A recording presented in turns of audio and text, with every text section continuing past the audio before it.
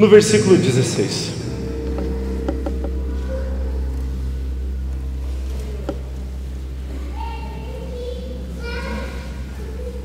Glória a Deus. Está escrito assim: empunhando sempre o escudo da fé, com o qual podereis extinguir os dardos inflamados do maligno. Mais uma vez, empunhando sempre o escudo da fé, com o qual podereis extinguir os dardos inflamados do maligno. Palavra do Senhor. Eu te convido a aplaudir esta palavra que vai realizar em nosso coração uma transformação, a levantar este escudo da fé. Pode aplaudir, porque é o Verbo, é Cristo, é Ele que te convida agora a empunhar o escudo da fé.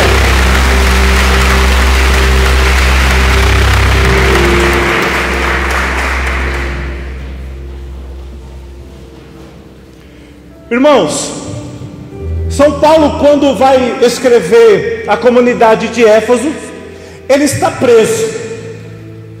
Ele não conhecia a comunidade, havia outros irmãos que tinham então fundado esta comunidade, mas Paulo sabia o que estava então acontecendo naquela cidade. Paulo, sendo um cidadão romano, quando ele começa a escrever este texto, perceba que ele vai fazer esta analogia a respeito da armadura de um bom soldado, sendo a armadura de Deus que vai então nos revestindo. Por que ele começa a fazer esta analogia a respeito dessa armadura? E ele vai dizer justamente isso: empunhai o escudo da fé. Porque já naquele tempo algumas heresias estavam sendo levantadas.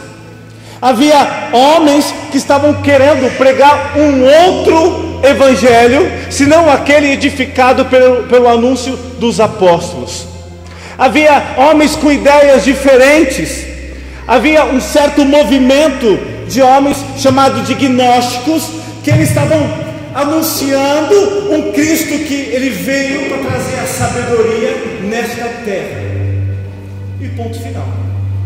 Implantar somente uma sabedoria e ali acabar. Diziam também que a morte de Cristo, se dada na cruz como corpo, não era válida, porque o corpo por si só era mau. E Paulo então, ele vai fazer uma exortação à comunidade, para que eles pudessem então a levantar esse escudo da fé, o grande escudo da fé. Se a gente pegar Efésios, pega comigo no capítulo 4, no versículo 14, para que a gente possa ter uma fundamentação. Perceba o que Paulo vai escrever: assim não seremos mais crianças, joguetes das ondas agitadas por todo lado, de ventos de doutrina, presos pela artimanha dos homens e das suas astúcias, que nos induz ao erro. Perceba então que São Paulo está sabendo que há homens que estão introduzindo uma falsa doutrina naquela comunidade, que deseja induzir eles ao erro. Então ele vai dizer: empunhai o escudo da fé. Irmãos, nós precisamos entender então que esse empunhar o escudo da fé é a defesa da fé que eles receberam por meio dos apóstolos, por meio da pregação do Evangelho de Jesus Cristo. Não havia um outro caminho, senão o caminho, aquele que foi pregado primeiro, aquele que foi anunciado primeiro. Para que eu possa defender algo, eu preciso conhecer algo. Eu não consigo defender algo que eu não conheço. Então a comunidade, ela conhece a sua fé, ela entende a sua fé. Eles entendem o que São Paulo está querendo dizer. Irmãos, no tempo que estamos vivendo não é muito diferente. Nós vemos correntes de falsas doutrinas, de heresias querendo entrar na nossa igreja, e até mesmo no meio do nosso movimento, até por meio de pregações que infelizmente tem um fundamento um pouco mais protestante. E aqui a gente precisa começar a tomar muito cuidado. A nossa pregação, ela é edificada na fé dos apóstolos, na tradição da igreja, no magistério da igreja. Mas para que eu possa defender esta fé, eu preciso conhecê-la, senão eu não vou defender. E aí é um perigo muito grande, e que São Paulo também vai exortar, e os apóstolos continuam exortando, porque não conhecemos o que vai acontecer? Uma apostasia. E o que é apostasia? É você ter uma fé e trocar de fé.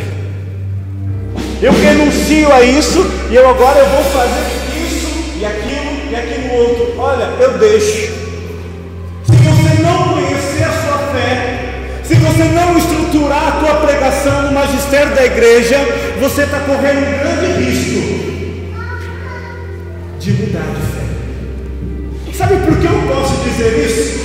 Porque eu fiz isso. Quem conhece um pouco da minha vida sabe que foi justamente isso que eu fiz. Em 1998 eu fui chamado aí a um grupo de oração. Hoje ainda pertenço a esse grupo de oração. E começando, e ali eu fui chamado, e o Senhor foi trabalhando no meu coração, e foi me chamando, me convocando. Eu sabia que eu tinha um chamado, não consegui entender direito esse chamado. E por incrível que pareça, eu alguns anos atrás tinha tomado umas aulas de teclado, e o tecladista foi embora. Aonde me colocaram? No Ministério de Música. Olha só, comecei aonde? Tocando teclado. Mas Deus foi bom com o povo, me tirou de lá. Olha como Deus é bom. E me colocou aonde? Me colocou na intercessão. Durante 4 anos eu fiquei na intercessão, fazendo as formações do ministério, e do ministério por oração também. Para quem é daquela época, Secretaria Moisés, né? Quem conhece Secretaria Moisés? Glória a Deus, irmão. Tamo junto, viu? Obrigado, irmãos. Secretaria Moisés, Secretaria Marcos, Secretaria Rafael, Pedro. Sou dessa época aí. E eu fui fazendo as formações. E eu comecei a namorar no último ano de escola. E nós vivíamos um namoro santo. Glória a Deus por isso. Na santidade, na radicalidade, era duro, mas vivíamos. Até o dia que eu tive uma briga com meu sogro. Perceba. Briguei com meu sogro. Infelizmente, chegaram e me disseram uma palavra muito dura. Olha, você brigou com o seu sogro, mas não tem problema não. Você tem que ir lá e perdoar ele. Queridos, ele me deu um soco na cara, quebrou o meu relógio. Ficou difícil de eu perdoar ele. Além de ter apanhado, me deu prejuízo financeiro. Não é fácil perdoar assim. Vamos falar a verdade. Por quê? Porque eu só convidei a minha namorada para poder ir almoçar comigo e com meus pais. E foi só isso mesmo. Mas ele estava autorizado. Teve toda essa briga. E por causa dessa palavra, que eu não conseguia perdoar, não conseguia liberar o perdão, o que eu fiz então? Porque eu não consigo liberar o perdão, eu não posso estar à frente. Já que eu não posso estar à frente, eu vou sair do grupo de oração. Saí do grupo de oração, saí da presença de Deus, me afastei de Deus. Aquilo que era um namoro santo deixou de ser um namoro santo. Nós não podíamos ver um biquinho escuro. Meu Deus, a verdade era essa, queridos. E assim então foi acontecendo. E fui tendo relação sexual com ela até o dia que ela engravidou. Quando ela engravidou, foi aquele rebuliço na minha casa, porque meu pai e minha mãe não aceitavam o namoro. Ela saiu da casa dela, foi morar com o tio dela. Foi aquela bagunça. Mas então a gente decidiu morar juntos. E a gente foi então morar juntos. Quando a gente estava nesse processo de morar junto, minha filha nasceu. Eu dei uma ordem: o meu sogro não vai ver ela de jeito nenhum. Não vai nem tocar, nem por foto vai conhecer. Só que nesse tempo eu jogava vôlei pela cidade de Suzano. E tinha muitos amigos que jogavam vôlei junto comigo. E eu tive que começar a trabalhar, né? Tive que parar de jogar vôlei. Afinal eu tinha uma filha agora. E lá na firma chegou um rapaz que jogava vôlei junto comigo e que era homossexual. Perceba. E ele teve uma experiência com Deus que retirou ele daquela vida. E ele começou a anunciar Jesus Cristo para mim. E eu novamente senti um desejo de estar na presença de Cristo. E qual que era a igreja que ele ia? Uma igreja protestante. Eu não tinha fundamento doutrinário. Eu não conhecia a minha fé. E ele foi falando, e eu fui falando, e ele foi falando, e ele foi falando, e aquilo foi me encantando de novo. A palavra do Senhor começou a exercer algo em meu coração, até o dia que eu comecei a frequentar os cultos. Por que não? Comecei a ir para os cultos e de vez em quando ia para o grupo de oração. Eu ia para os cultos e de vez em quando ia para o grupo de oração. Só que eu comecei a chegar no grupo de oração e começava a olhar para os irmãos, olha os idólatras aí, ó. Olha várias imagens. Para que isso? Nossa, vai começar a rezar o terço. Não, sabe o que eu vou fazer? Vou depois do terço. Na hora de começar a oração. Para que rezar Ave Maria? Por que disso? Não precisa disso. Eles estão todos no erro. Se eles conhecessem o que eu conheço agora, sairia todo mundo. E eu comecei então, e mais, mergulhar mais na doutrina protestante, e ali no meio daquela doutrina protestante, vivendo tudo aquilo, eu tomei uma decisão que ia mudar toda a minha vida ali. Eu tinha convicção daquilo, eu estava experimentando novamente Deus. Eu tomei uma decisão, para que nenhum católico safado, desse jeito eu falava, olha o grau que eu já me encontrava, venha falar que eu saí desta igreja, porque eu não conhecia a igreja. Eu vou estudar a igreja, e eu precisava algo palpável para mim estudar, para que pudesse confrontar todos aqueles irmãos idólatras, desse jeito. Eu decidi começar a estudar os concílios da igreja.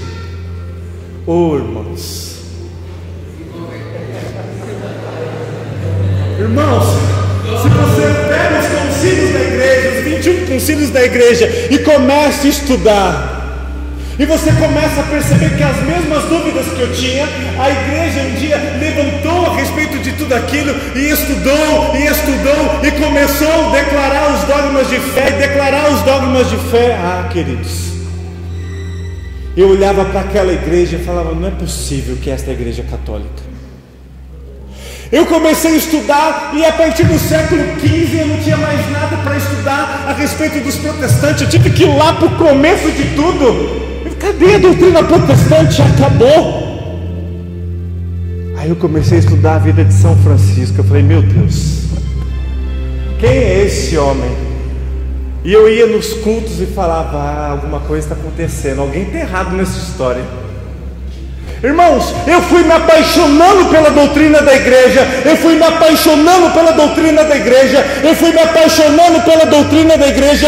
estruturando a minha fé pela história, porque é a história que comprova a nossa fé.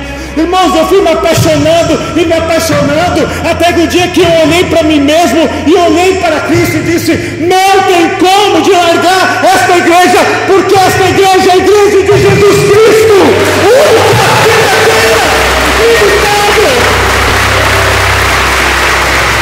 aquele que começa a igreja, não deixe a igreja é apaixonante. Irmãos, eu estou falando de uma igreja que teve toda a sua história 266 papas. Ela cuida hoje mais de 20 mil hospitais. Ela tem em toda a sua história mais de 30 mil orfanatos. Ela cuida de milhões de pessoas. Irmão, você é essa igreja.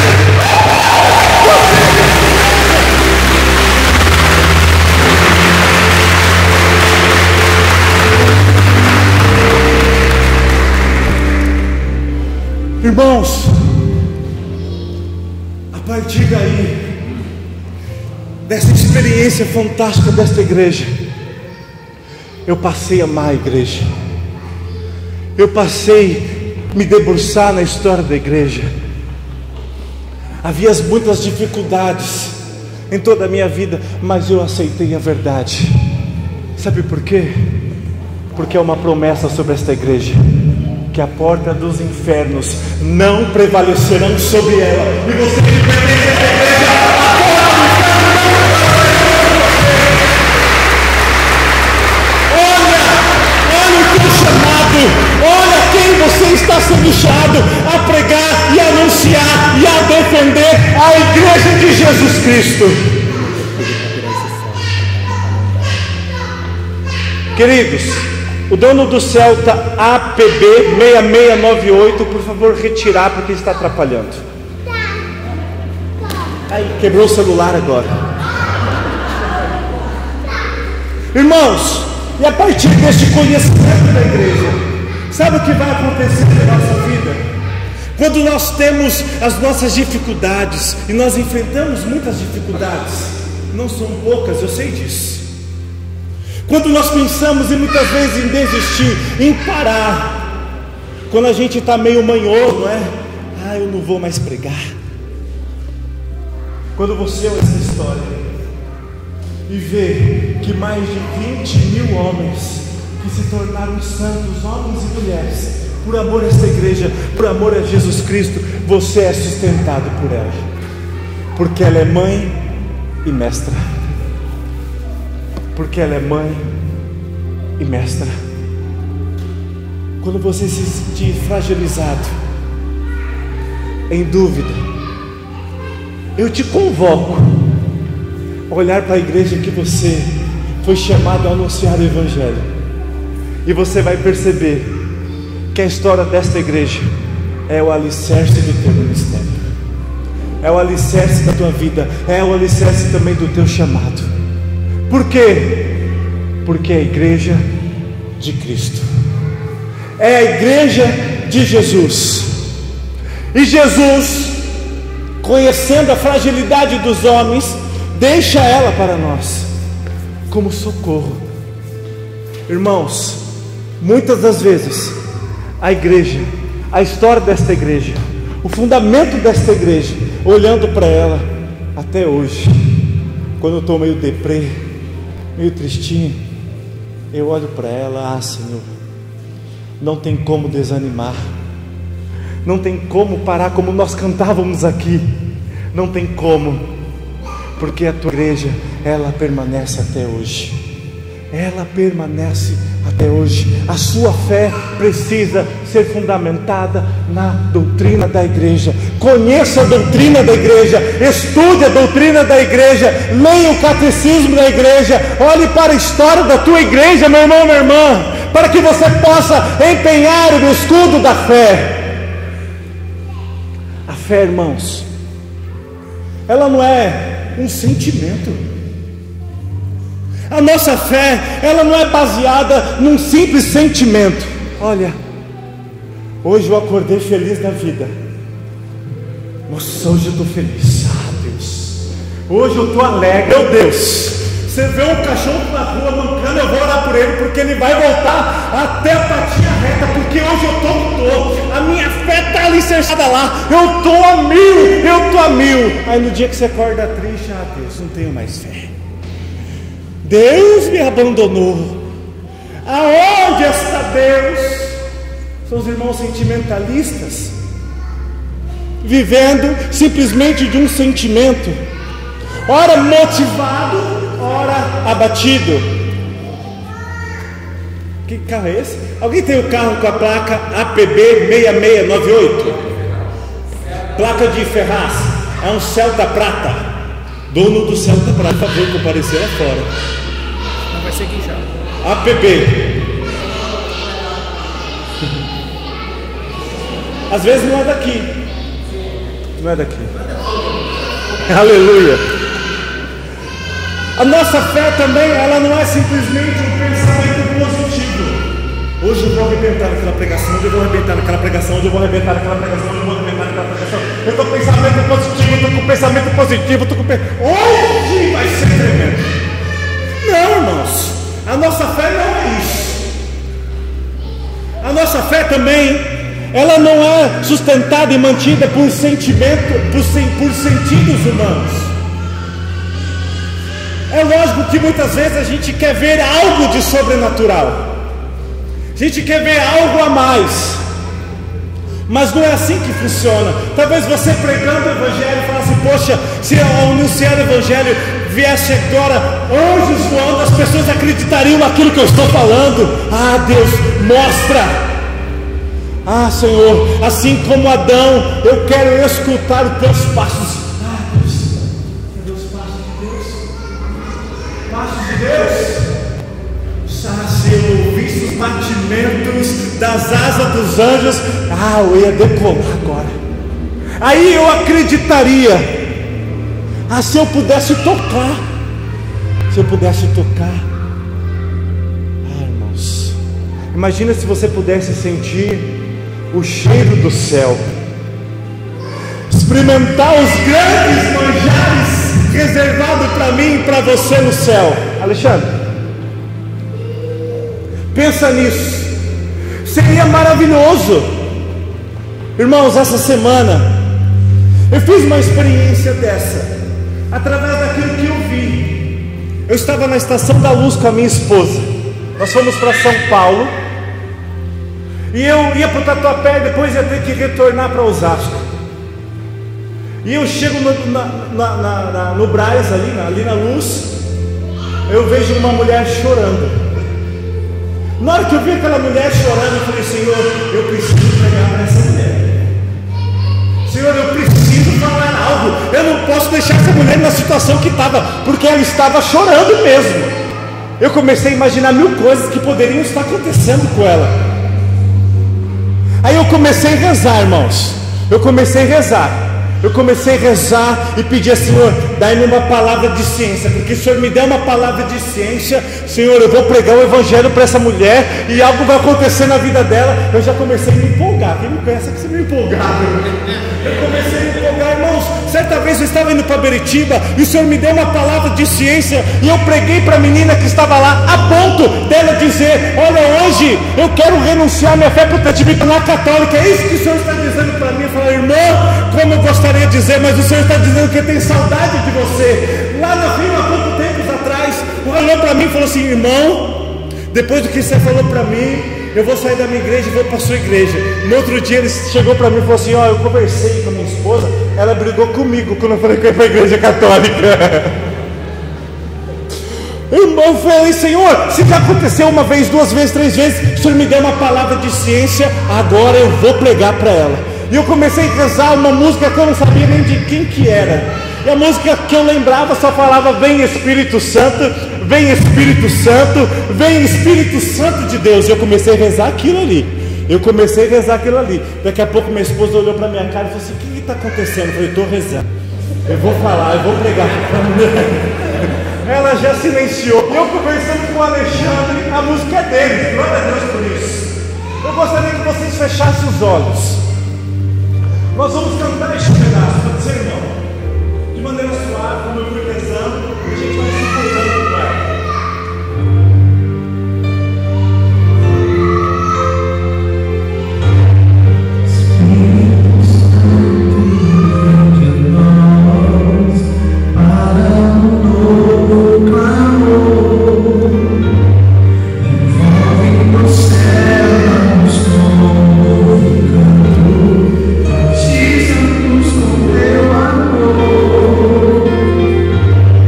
Espírito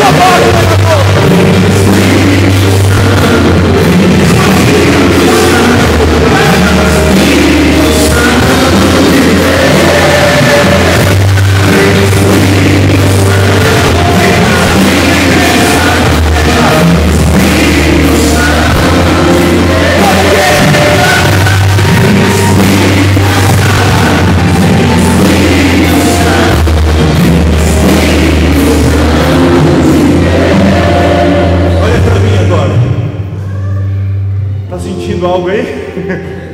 Está com vontade de pregar? Está com vontade de falar a respeito dele? Irmãos, eu estava assim. E chegou o trem e foi passando as estações, e foi passando as estações até chegar ao Tatuapé, onde eu tinha descido, e nada me veio. Nada me veio. Eu fiquei, poxa, Senhor, uma palavrinha de ciência. Eu queria. E aí eu voltando para Osasco, peguei aquele trem que era maior ainda. Eu olhei para minha esposa e falei, nossa, que lugar bom para pregar. Ela olhou para mim e falou, né, amor? Irmão, se tivesse um carismático do meu lado, eu tivesse irmão, eu ia começar a pregar ali, irmão. Eu queria ser uma oportunidade, só alguma coisa para pregar. Irmãos, eu estava me sentindo potencializado. Eu queria, e nada me veio. Na segunda-feira de manhã, eu fui perguntar para Jesus: ô Senhor, eu cantei, eu pedi, eu clamei, tantas vezes aconteceu, e o Senhor não me deu nenhuma palavrinha. Poxa, Espírito Santo, eu estou te sentindo até agora. Poxa, você está exercendo ainda a sua força em mim. E veio o silêncio. Aí eu falei para o Senhor está de brincadeira comigo agora, né? Eu pedi uma resposta. Não é assim, irmãos, muitas vezes? A gente quer uma resposta e vem o silêncio. E muitas vezes a gente procurando essa resposta, a gente vai até o irmão e a gente está rezando. Irmão, reza por mim, eu preciso de uma resposta. Ele olha para você, irmão, reza.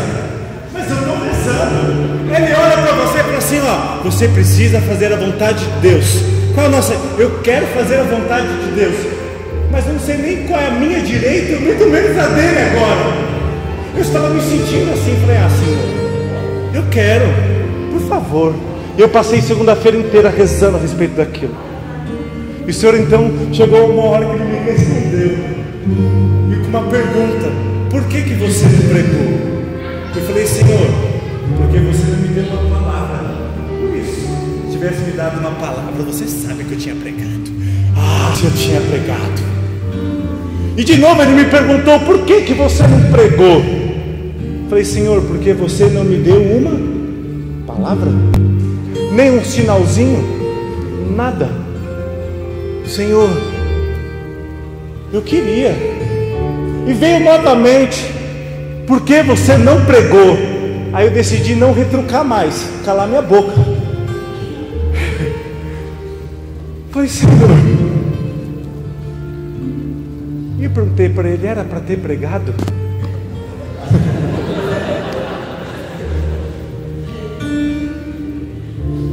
É lógico que é, irmãos. Mas muitas vezes a nossa fé está viciada.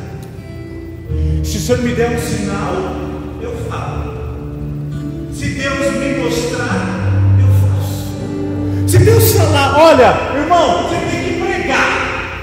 Se vier o irmão falar desse jeito, olha, você prega ética.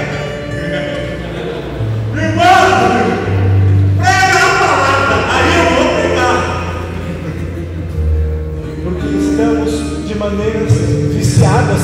Irmãos, o anúncio do Evangelho tem que se dar com uma palavra, você sentindo ou não. Prega a palavra oportuna e inoportunamente. Prega a palavra, prega a palavra, prega a palavra. E pensa que o resto Deus faz, mas prega a palavra. Eu disse, Senhor, se eu soubesse disso, eu tinha pregado. Irmãos, sabe por quê? Porque fé, ela vem do grego pistis, que significa no português adesão. Fé é adesão. Olha o que o catecismo da igreja vai dizer a respeito de fé. 176.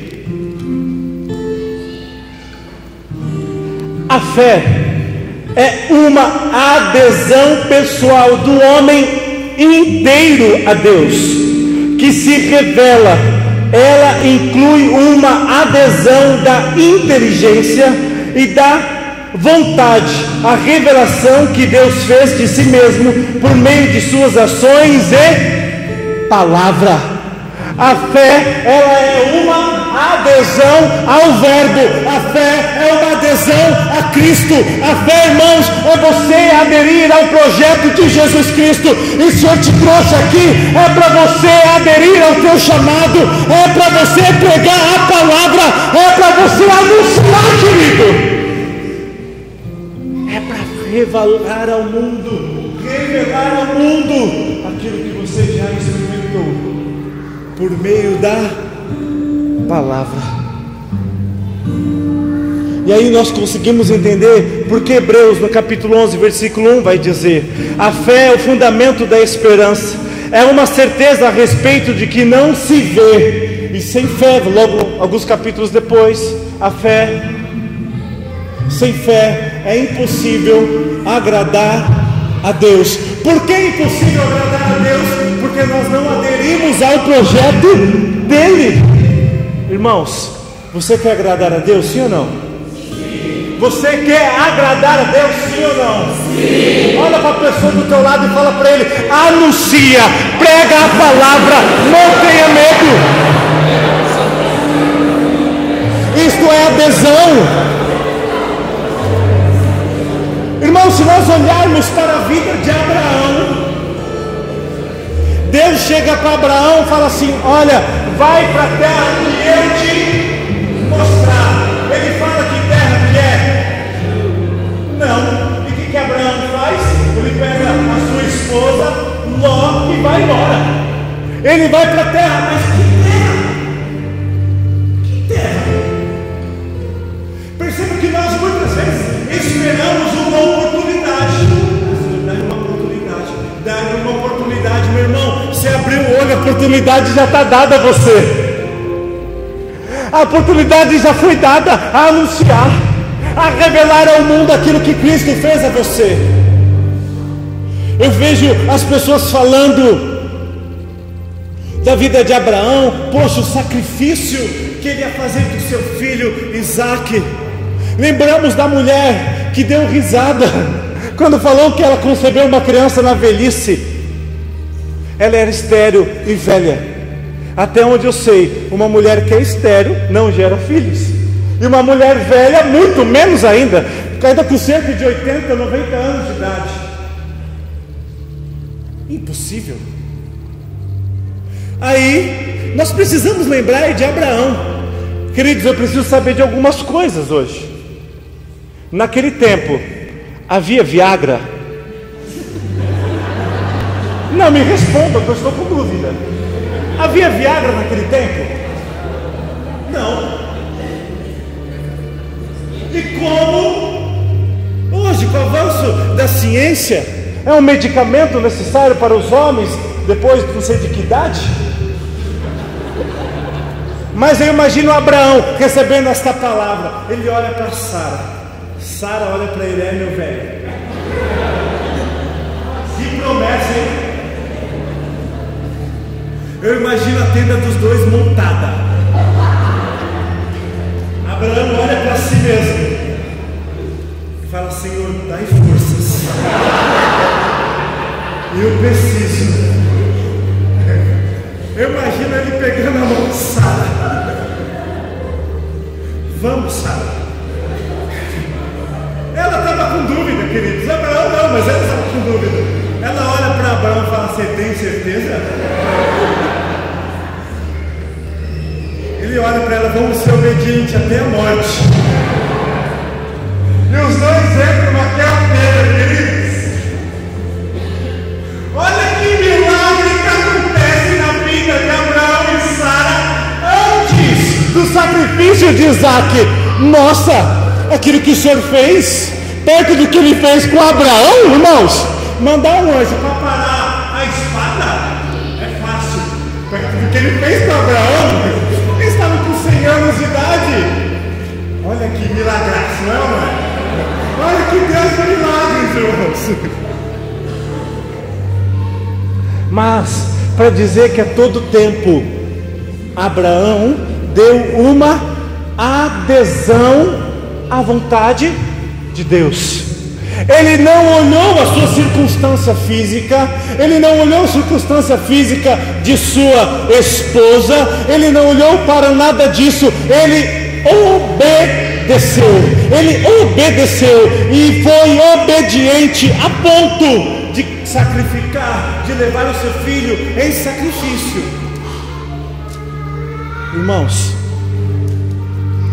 a nossa fé precisa ser desta maneira, é aderir. Mas eu não vejo, não tem problema, faça.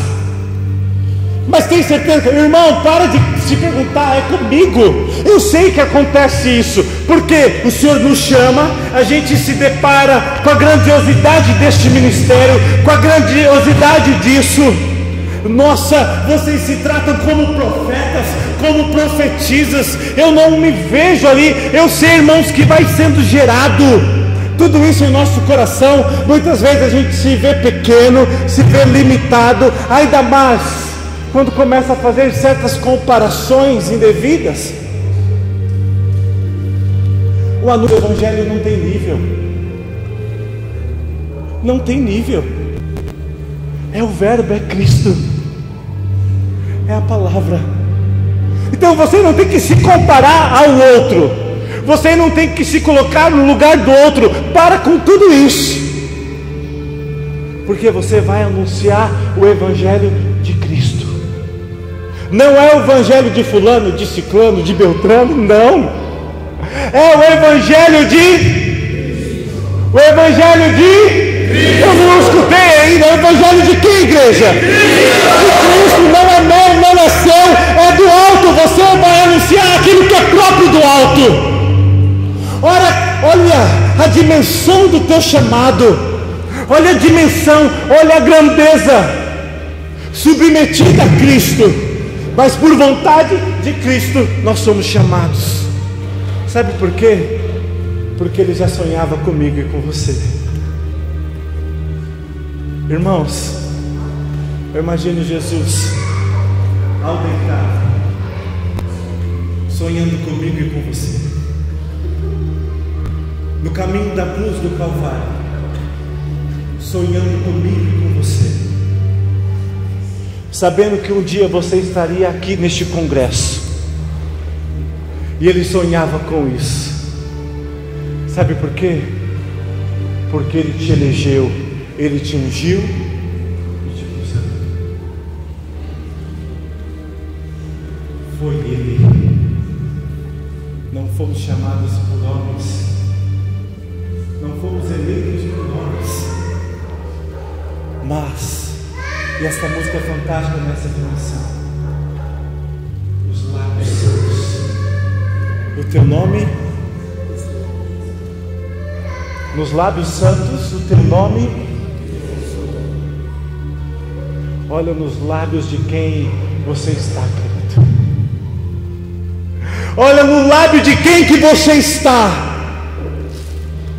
Nos lábios daquele que é santo, santo, santo, e que te ungiu, que te chamou para ser profeta. Sim, profeta para quem? Para as nações. Creia nisso. Não olhe mais para a sua própria pequenez. Não olhe para isso. Sabe por quê? Porque aquele que te chamou conhece melhor o teu coração que você mesmo, amém? E Ele sabe que você tem total capacidade. Eu estou dizendo total capacidade. Você não é incapaz de anunciar o Evangelho. Você tem capacidade, e aonde te falta capacidade, Ele mesmo te capacita. Então, quando eu olho para você, quando eu olho para esta igreja, quando eu olho para todos nós que estamos neste congresso, eu não estou vendo homens e mulheres simplesmente, eu estou vendo homens e mulheres que o próprio Deus elegeu e capacitou. Eu não estou vendo um povo fraco, eu estou vendo um povo forte, porque foi nos lábios dele que sua mão me abençoou. E perceba que ele nos fez mais que vencedores. O teu anúncio, o teu proclamar, o teu pregar, irmãos, é fruto de uma experiência de um Deus que já te fez mais que vencedor. Amados, até mesmo durante essa semana, com todas as tribulações dos meus filhos e tudo aquilo que nós estávamos vivendo, eu precisava ser, muitas vezes a gente precisa ser consolado, e o Senhor, durante esse mês, Ele tem me consolado muito.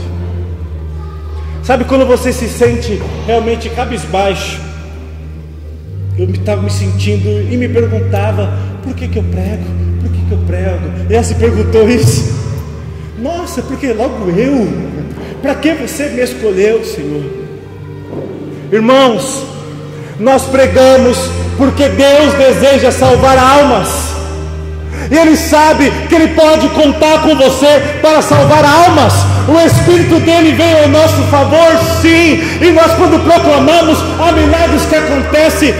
Um ano atrás, 2 anos atrás, eu e mais o irmão Kleber, nós fomos lá para o hospital de Mogi das Cruzes, e tinha uma irmã lá do meu bairro, que ela tinha sido queimada. Ela teve uma queimadura de uns 3º grau, 4, não sei direito. Ela estava internada naquele hospital, e eu falei para ele: vamos lá visitar? Ele falou: demorou, vamos. Irmãos, entramos no hospital para visitar a nossa irmãzinha e começamos a rezar.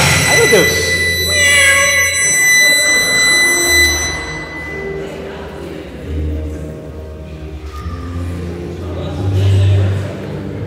E entramos naquele hospital e começamos a orar. Só que a gente se empolgou um pouco, que não é muito difícil.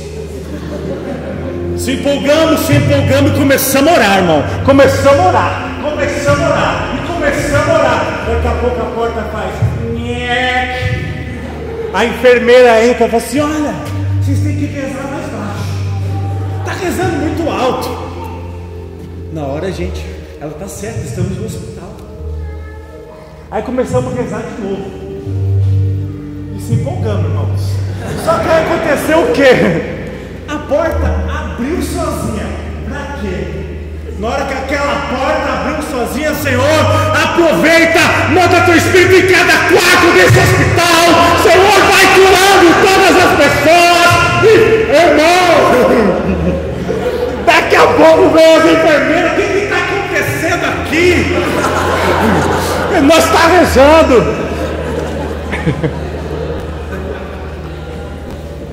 Ela disse bem o seguinte: nossa, os pastores quando entram aqui não rezam desse jeito. Eu falei: mas a gente é católico, é assim que a gente reza.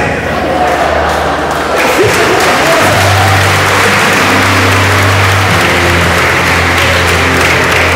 Irmãos, tentaram calar a gente 1, 2, 3 vezes com razão, mas o que importa para mim é que aquela mulher saiu curada daquele hospital. Isso que é importante, ela foi curada de todas as queimaduras.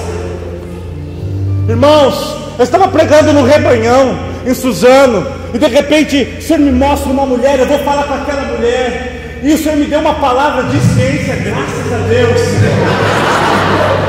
E a palavra que o Senhor falava era de filho. E o Senhor falava: olha, restauração. E eu comecei a falar para aquela mulher: olha, o Senhor me deu uma palavra de filho. Aquela hora aquela mulher começou a chorar. E o Senhor falou: olha, restauração. Eu comecei a falar: o seu filho vai ser restaurado.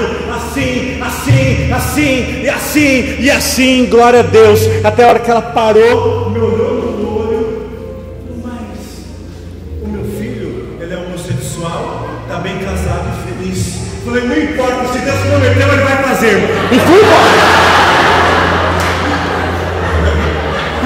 A palavra vai dizer que a gente não pode ter dúvida no nosso coração. Eu fui embora. Eu entrasse a dúvida. Passado 3 meses, estava tendo, se não me engano, se era o EDF, algum evento ali na Mãe do Redentor. Uma mulher pega e me para, olha nos meus olhos e fala: você lembra de mim? Eu falei: não. Não lembro. Você disse que ia acontecer isso, isso e isso com meu filho. Falei: foi, irmã? Falei: glória a Deus. Ela veio, me deu um abraço, um beijo e disse: o meu filho largou o rapaz, ele está namorando e voltou para dentro de casa e não quer mais saber de homossexualismo.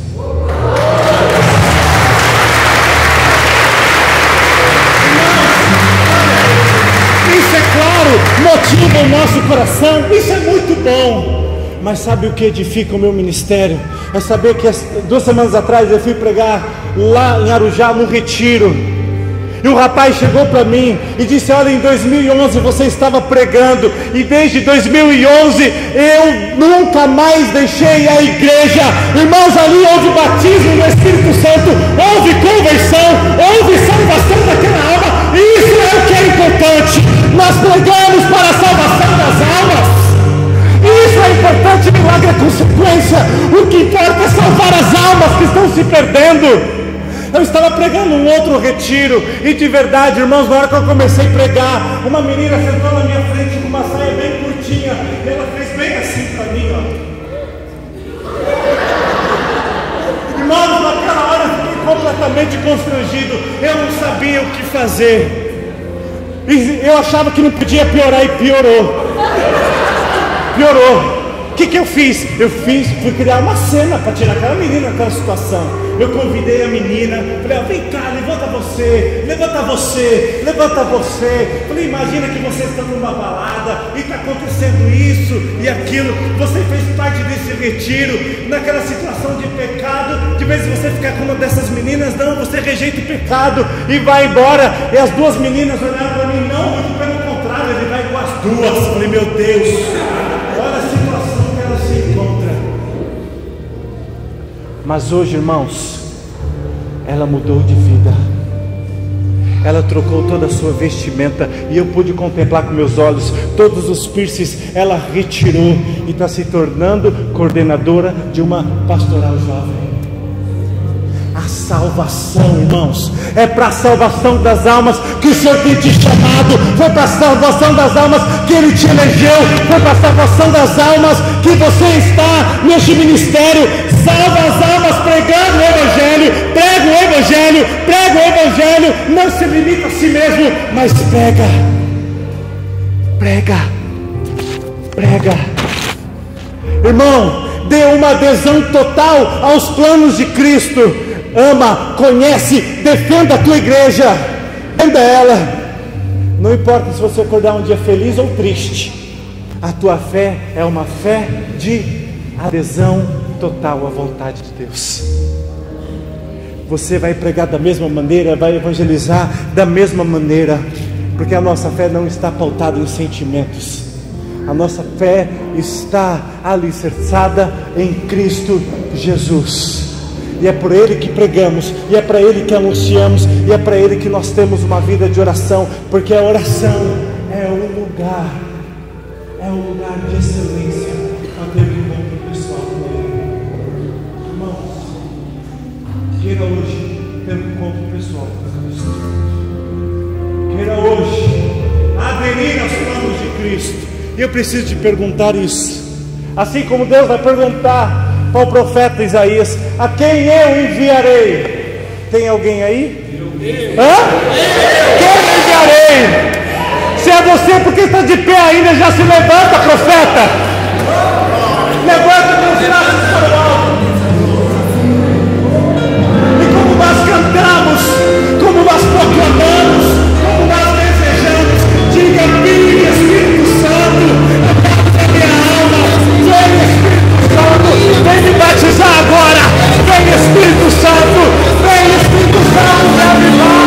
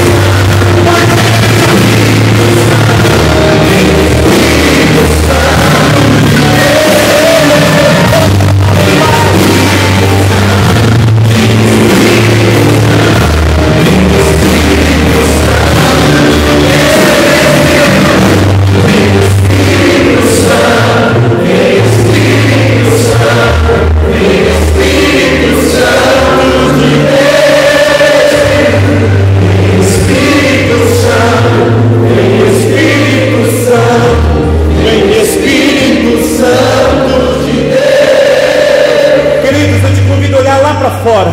Olha para aquela rua. Está vendo aquela rua? Em todo este bairro, em todas estas ruas, há homens e mulheres que necessitam escutar a palavra. Ali está o teu campo missionário. Vai e prega a tua palavra, porque almas esperam ao luxo da palavra, no teu trabalho, na rua, aonde for, aonde a ponta do teu pé pisar. Prega a palavra, mãe. Prega a palavra. Seja anunciador, porque há almas necessitadas do anúncio da palavra. É lá, irmãos, que começa o anúncio. É pela salvação das almas. É para a salvação das almas, Senhor. Envia-nos, Senhor. Envia-nos, Senhor. Envia-nos, Senhor. Envia-nos, Senhor.